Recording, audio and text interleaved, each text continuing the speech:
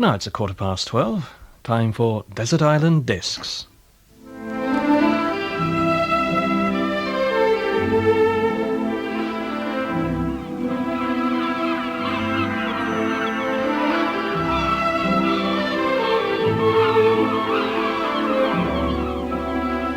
Our castaway is introduced by Sue Lawley. My castaway this week is someone who many people might like to see on a desert island. Extremely popular with the men he leads, he nevertheless appears to be intensely disliked by those with whom he clashes. A fiery orator and a committed socialist, he's defended his cause with a passion which means he cannot be ignored. He is, of course, the president of the National Union of Mine Workers, Arthur Scargill. Arthur Scargill, like it or not, you are something of a bête noire to many. How much does that worry you? It doesn't worry me. It sometimes saddens me that people can have an image of a person that's not true. And I suspect that it's comparable with the soap operas on television. I remember my wife and daughter a few years ago watching the Forsyth Saga. And each week, each episode, they were absolutely condemning one of the central characters, Soames. And one week I came home and there was so much sympathy for Soames that I couldn't believe it. And I said, but hang on a second, what's gone wrong? And they said, well, his wife has committed adultery and gone off with another man, and obviously they felt terribly sorry for Soames. And it suddenly struck me that this was an image rather than the reality of the person. And I think what happens is that the image of Arthur Scargill disguises the reality of the person, and it's only when people actually meet me that they discover the real me. And when they do, by and large, they say that you are different from the person we thought you were. So while it saddens me, I understand it. Well, now, Arthur, you're off to this desert island, and I mean, who knows, you may be extremely happy to get away from all sorts of other people, let alone what they think about you. Will you be any good at fending for yourself? Oh, yes. I'm a dab hand at making fish and chips, for example, and I would certainly have a go at constructing a hut of some kind and try to make life on the desert island as comfortable as possible. But I'm pretty orderly in my everyday life, and so therefore I would try and get some kind of plan on the desert island that would enable me to have a store of food. It would enable me to have proper living accommodation, so that until the time came when I was rescued, hopefully, I would survive in surroundings that were at least reasonable. You've been thinking about this, haven't you? Yes, ever since I got your invitation. Now, how have you set about choosing these 8 records? Are they memories or are they just things you like? Well, they're a mixture of both. In my early days, I was a fanatic as far as jazz was concerned, and I've always paid particular attention to the great black jazz musicians in America. And one of my favourite pieces of music is the Scott Joplin piece, The Entertainer.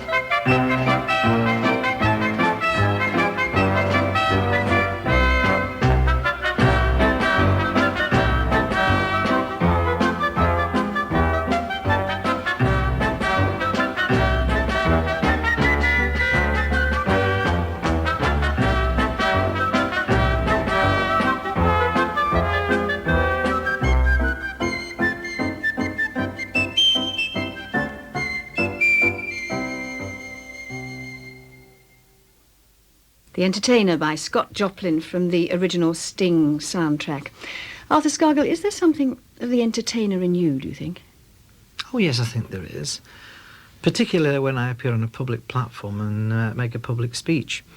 I think you see a completely different Arthur Scargill in those circumstances than you do, for instance, on television or on a radio programme. The fact is that you're able to give the complete picture in, say, a 40 or 50 or 60-minute speech. And you're able to throw pieces of humour into the speech, which you're not able to do when you're being very severely cross-examined by a television or radio interviewer. So yes, there is. But isn't it more than that? Isn't it actually the feeling of power as you raise those people up or depress them or whatever you do? I mean, isn't that what you enjoy? No, it isn't. It's actually because I believe in what I'm doing that it comes out possibly to the observer in that fashion.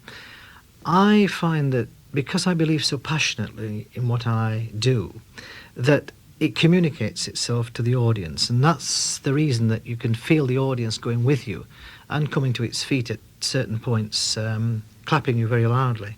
And I suspect that anybody who's been in that position will confirm that view, that if you speak very passionately about something that matters, your audience begin to identify with you, and they begin to see very clearly that what you're talking about is something that they have been thinking about for a considerable period of time, but possibly never put into their words that they wanted to hear, and you've articulated for them what they wanted.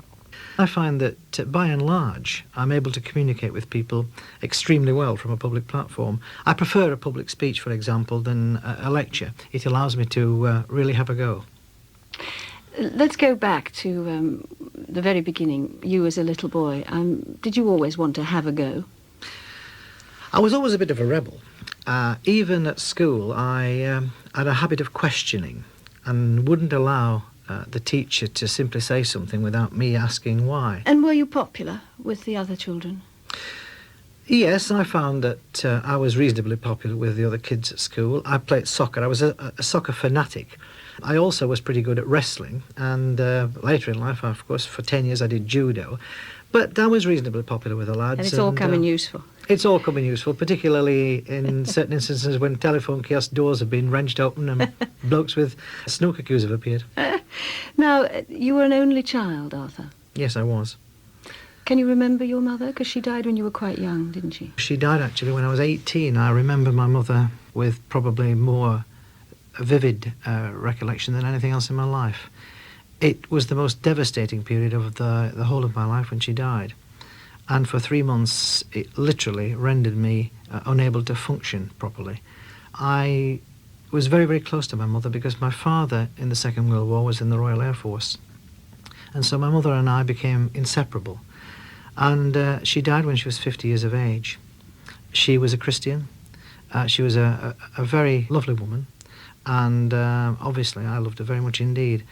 I often think back and regret deeply that she never saw any of the things that I was able to achieve in later life, because the only thing that she ever saw me do was to go down the pit and join the Young Communist League.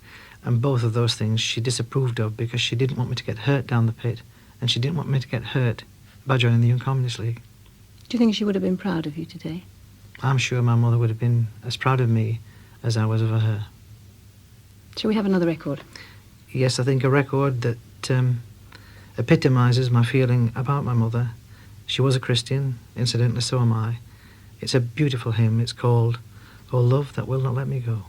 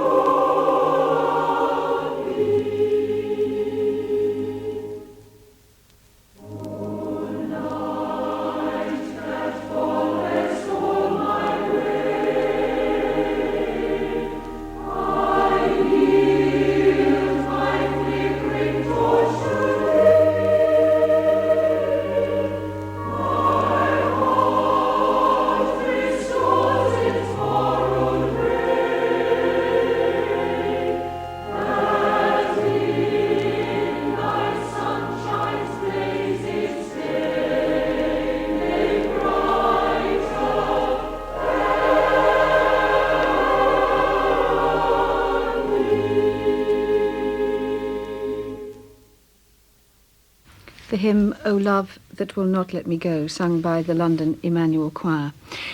Tell me about your father, Arthur. He was a miner. Yes, he was, and he has been a lifelong communist as well. My father, in many ways, was the very opposite of my mother. My mother was strictly non-political. My father was very political indeed. And I was brought up in a household filled with love, but also filled with this marvellous contradiction.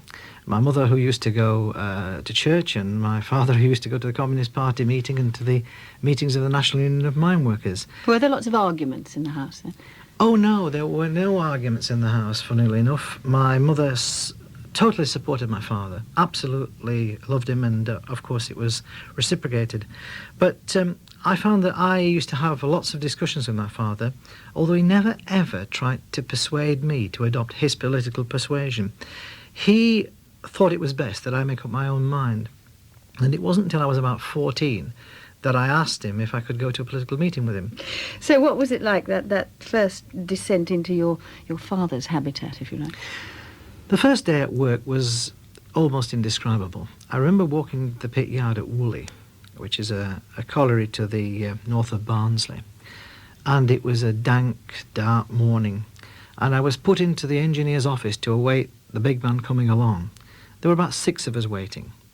And he duly came into the office about 10 minutes to 6. And he was wearing a pork pie hat.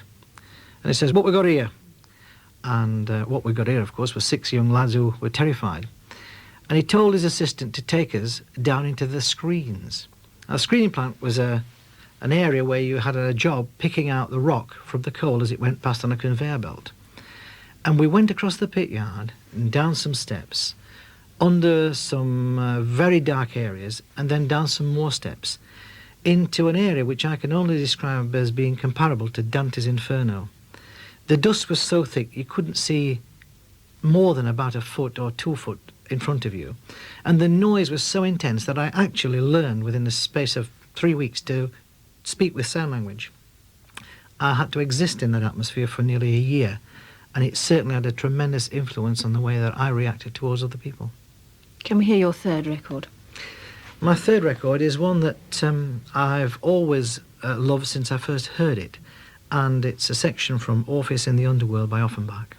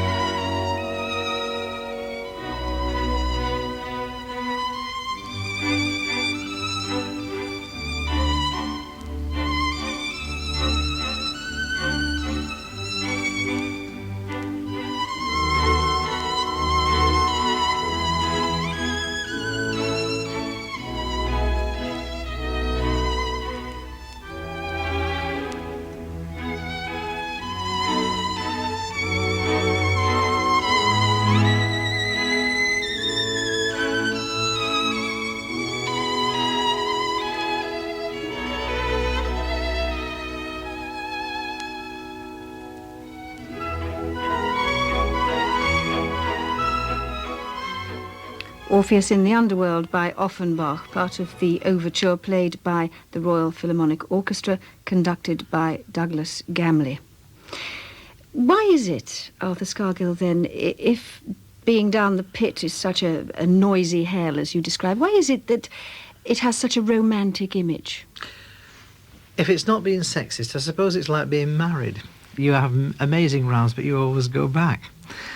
I think what it is that there is a degree of comradeship in the mining industry that you'll not find anywhere else, probably apart from, say, the fishing industry. And it's because of the closeness of the people in the environment in which they work. And I recall vividly working with these young lads in real dangerous circumstances and feeling a sympathy for them and them for me, so that if one of them was threatened with anything, say discipline by the management, we saw it as an attack upon ourselves. And how quickly did you spot amongst these 6 young boys you describe you go down the pit with, how quickly did you spot that what they needed was a champion, a leader, somebody to stand up for them? I think relatively quickly. I mean, I thought that the circumstances in which we were working were so appalling that they needed challenging. But what happened when I went down the pit itself, I was working with a whole group of young lads, and I found that before the holiday period, everybody else in the pit, when they finished work, were allowed to go home immediately prior to the holiday commencing. But for some inexplicable reason, the young lads were not allowed to do this. Even though they'd finished their work, they were compelled to stay down. And so the lads asked me if I'd be the spokesman. And I went into the manager's office, and it seemed to me that the manager's office was about 300 feet in length. It seemed to take me so long to walk across the room. And the manager was sitting there smoking a pipe. And he said, "What's that I want, lad?" And I said, "Well, I've come to represent all the lads in the pit bottom." "Oh, aye. About what?" And so I explained to him the case, and I said, "And what we're asking, Mr. Steele, is for permission for us to go home when we've completed our work just today." He says, "Thou knows I can't give thee that permission." And just as we were going to the door, he said, "Thou'd be better off than us training in Moscow, thee, rather than here." And I went out and I thought, I haven't succeeded in those negotiations. Then I suddenly realised he hadn't said no. It simply said he couldn't give us permission. And so when the time came at the end of the shift for us to come out, I promptly led them all out with the rest of the men. And to everybody's astonishment, we all got paid our full wages. And from that moment on, I was regarded as something of a champion in the pit. The first taste of power. Let's have your 4th record. I'd like to hear the Beale Street Blues by Louis Armstrong and the All Stars. You'll see pretty browns in beautiful gowns. You see tailor-mades and hand-me-downs. You meet honest men and pickpocket skill. You'll find that business never closes till somebody gets killed. If Beale Street could talk, if Beale Street could talk, married men would have.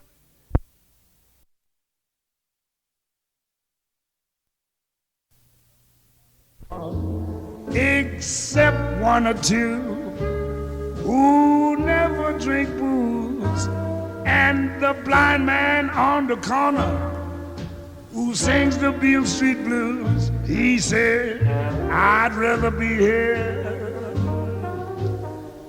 than any place I know." Yes, I'd rather be here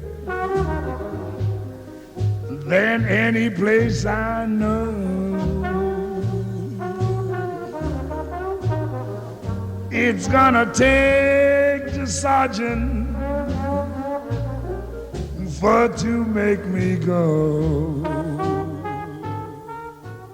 The Beale Street Blues by Louis Armstrong and the All Stars. How do you relax, Arthur? I mean, do you have people round and play them your old jazz records? No, I relax by listening to music like that. I also watch television, which I find quite therapeutic, actually. I think it's because I can concentrate on it without being too deeply involved. And I also go for walks with my dogs. I've got 3 beautiful Airedale dogs. My daughter, of course, says they're her dogs, so there's a challenge there. And we've got geese, which we've named appropriately, Gaddafi, Gorbachev and Gromyko. I also like soccer. I'm a soccer fanatic, and whenever I get the chance, I still like to go see a good soccer match. Well, now, you met and married your wife, Anne, when you were 23 in the early 60s. How did you meet? Well, I met her as a result of working with her father, although I never suspected for one moment that he got a daughter. I discovered that she was learning to drive a car. So I promptly offered my services as an expert driver to teach her how to drive. We went for a drive and I invited her to a jazz concert to hear Chris Barber, and within a few months' time we had played together and got married. Now, it was just after that, in your mid-20s, that you went off to university on a sort of day release, wasn't it? Yes, the National Union of Mine Workers had adopted a scheme for sending what it called its talented young people to university on a day release course for 3 years, and we could go along and take economics, industrial relations and social history. And you could either go to the University of Leeds or University of Sheffield, dependent, of course, if you were accepted. And I went along to the University of Leeds for 3 years. I actually got offered a place at Oxford as a result of that, but couldn't afford to go. But during the time that I was at the university, I learned many of the skills which we previously talked about, including one which I've always been very, very pleased that I adopted. And that was the ability to read newspapers very quickly indeed. Ironically, the tutor at Leeds University was a former aide to Winston Churchill, and he was the man who taught me how to do this reading of a newspaper very quickly. At the start of the day, if you read the newspapers like that, then when someone rings up from a national newspaper or radio or television and asks you about what's in this morning's paper, you know exactly what they're talking about. It's in the Scargill file. It's in the Scargill file, yes. Let's hear your fifth record. Well, my fifth record has got something to do with my home life, in the sense that I've talked already about my 3 wonderful Airedale dogs, and I suppose most people have had the tragic experience of losing one of their dogs, but also having had the love of that animal. And I'd love to hear Old Shep sung by Elvis Presley. When I was a lad, that old Shep was a pub. Over hills and meadows we'd stray, just a boy and his dog. We were both full of fun. We grew up together that way. I remember the time at the old swimming hole when I without drowned beyond doubt. But old Shell was right there to the rescue.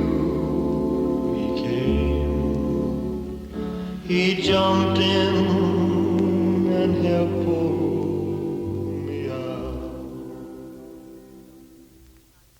Old Shep, sung by Elvis Presley with the immortal Jordanaires.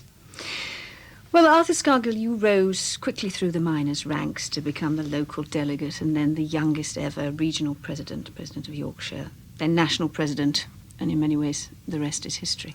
But you must surely, during that time, have been tempted to go into politics proper, to try for a seat at Westminster.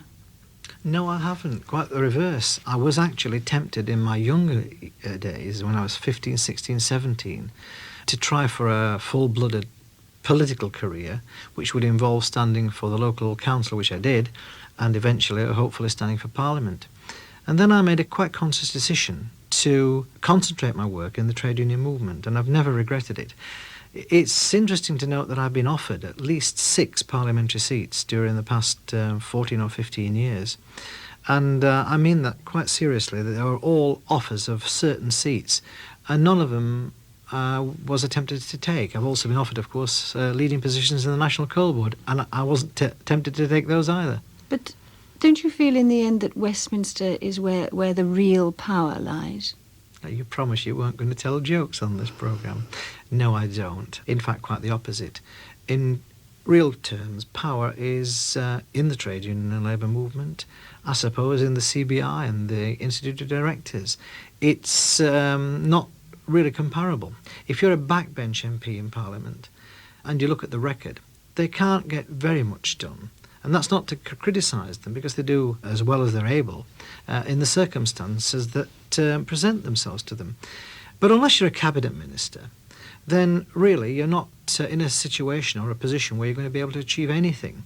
And if you look at the average span when a person is in a cabinet, it's very limited indeed, with a few notable exceptions, I suppose including certain members of the present cabinet. But if you ask someone, for example, who is the MP for so-and-so constituency, they'd have very great difficulty in telling you. On the other hand, if you ask them who was the president of the NUM or who was the general secretary of the Transport and General Workers' Union, I've no doubt they'd tell you instantly. Do you believe before the end of this century your kind of socialist Britain could be achieved?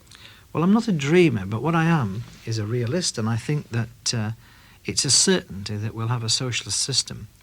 The one thing I would never do is to be daft enough to commit myself to say it will occur on such and such a date or at such and such a time. Because I know from experience, not only here but in many parts of the world, that circumstances can alter quite dramatically and change things literally overnight. So all I would say is that the inevitability of socialism is there for all to see, because we can't carry on with a system where we do produce too much food and we put it into great big warehouses to rot at the same time as we see people die of starvation in the third world. And if for no other reason than that, and wanting to bring about a world without nuclear weapons, a world of peace, I think that Britain and its people eventually will turn towards a socialist alternative. Your next record?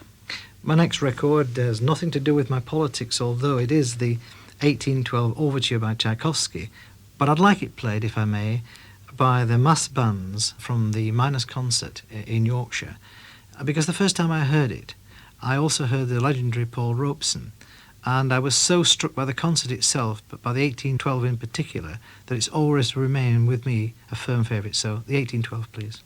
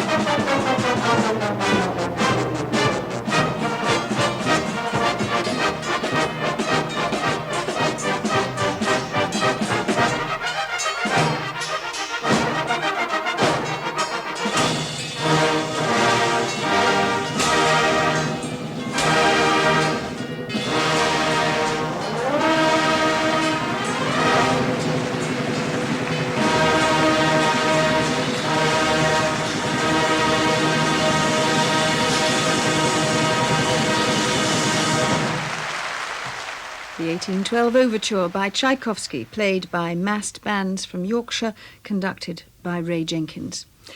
Let's talk about the strike, the year-long miners' strike, often called Scargill's strike. Now, as you sit on your desert island, Arthur, and rerun it through your head, which you must have done many times, but you'll certainly do on the island, what will you think? What will you think I should have done that differently? I don't think I would think that I should do anything differently, quite frankly, and that's not to be bigoted. If there was one thing that the miners didn't do, it was to take action before they did. Because all you have to do is to look at the books that have already been written by people like Ian McGregor or Peter Walker, and you can see at an instant that the strike was created deliberately by both the National Coal Board and the Conservative government.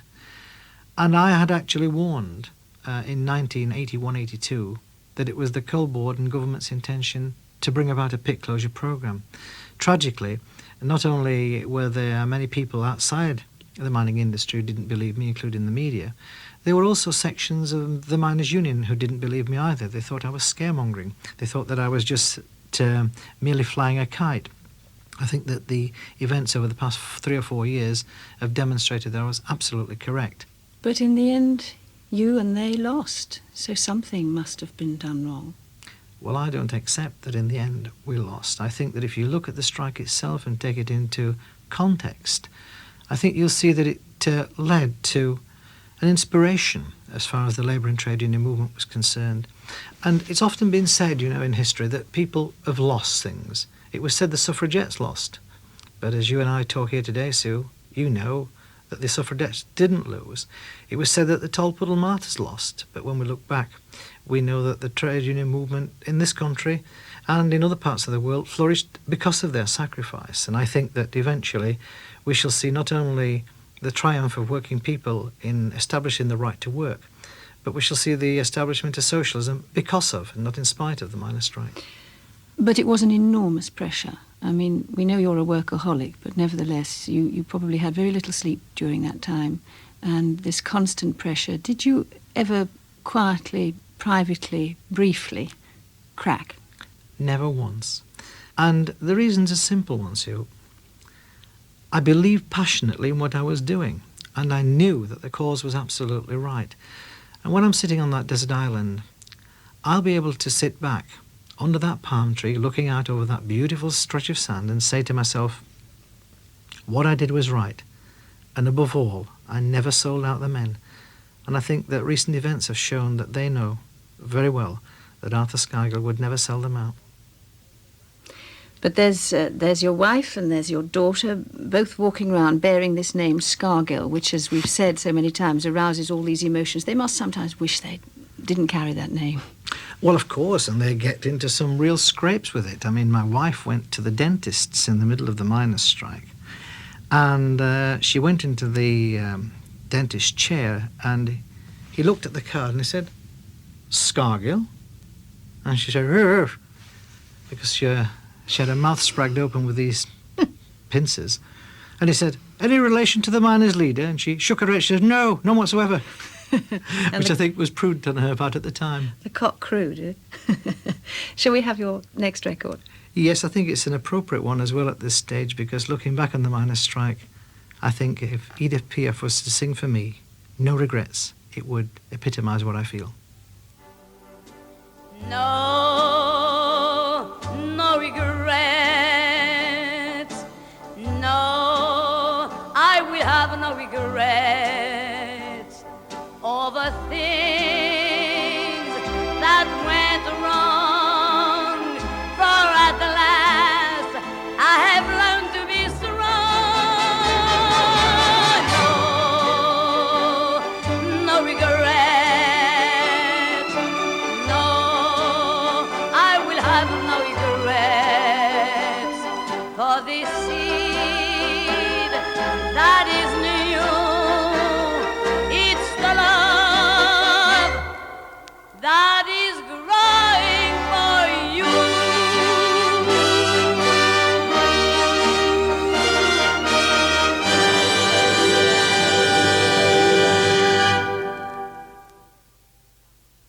No Regrets, sung by Edith Piaf. Now, Arthur Scargill, you're a workaholic, as we've said. You're going to get jolly bored on this island, however ordered you say you're going to be. I take it you're not terribly good at lying in the sun. No, I'm not. And in fact, if I do go on holiday, I want to look around at things away from the beach. But what I'll be doing, of course, in addition to building the hut and ensuring that I was comfortable, is planning how to get off an island at some stage. And so I wouldn't be sitting down doing nothing. I'd be making my plans so that you would have the benefit of my moderate approach back here in Britain. Now, as you speak and as you talk about your life, you display an admirable lack, some would say, of self-doubt. What would you say to those people who say, of course, that perhaps being your greatest strength is also your greatest weakness? That you don't stop and doubt yourself. You often can't listen to criticism. You are single-minded. I would say that's a matter for them to determine and not for me. But if the criticism is that I'm single-minded, I plead guilty. If the criticism is that I don't doubt what I'm doing is right, I plead guilty. And I think it's important that that's understood, because I can accept criticism. And obviously I discuss things with my colleagues, but once the decision's taken, then I argue for that and I fight for that decision to the very best of my ability. And I think that's important in politics. I think it's important in trade unionism. that people understand that they've got someone who's prepared to lead from the front. Your eighth and your final record, please. Well, as I said to you, obviously I want to get off that island, and I want to listen to a record from Verdi's Nabucco, the Chorus of the Hebrew Slaves, because that's a signal of what can be done when people escape from bondage. And here I am on a desert island. I can escape by some means and come back to Britain and grace your television screens and your radio stations and our newspapers and bring the message back of why Britain should have a better way of life.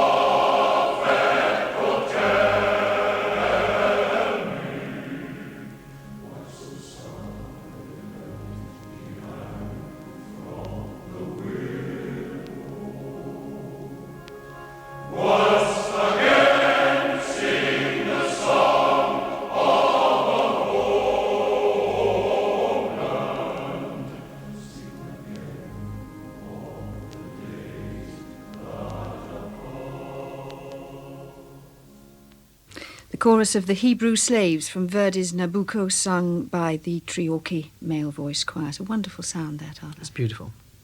So, Arthur, you're sitting on this beach pondering which of these 8 records to put on the gramophone, and then a wave comes along and snatches 7 of them away. Which one do you hope it leaves behind? Without question, the one that would remind me of my mother. Oh, love that will not let me go. And books. You have the Bible, you have the complete works of Shakespeare. What other book would you like to have? A book that brings back with it memories, was bought for me by my mother. It's given me enormous pleasure as I've read it and reread it over the years, and it's Huckleberry Finn by Mark Twain. And you're allowed one luxury, Arthur. You said you liked your luxuries, you like your creature comforts. It has to be an inanimate object. What is it? Well, in that case, I would have to say that I'd like a little-known painting called the Mona Lisa. Could I have it? Yes, but why? Because I always regarded this painting from a distance as being overrated. And I used to go over to France quite a bit at one time. And on one occasion, I went to visit the museum, and I decided I had to see the painting, if for no other reason, that when people asked, I could say, yes, I've seen it. And I went and looked at that painting, and I suddenly realised what Da Vinci had done. He had painted a masterpiece, probably the greatest painting of all time. I fell in love with it then, and I'm still in love with it now. Arthur Scargill, thank you very much indeed for letting us hear your Desert Island Discs.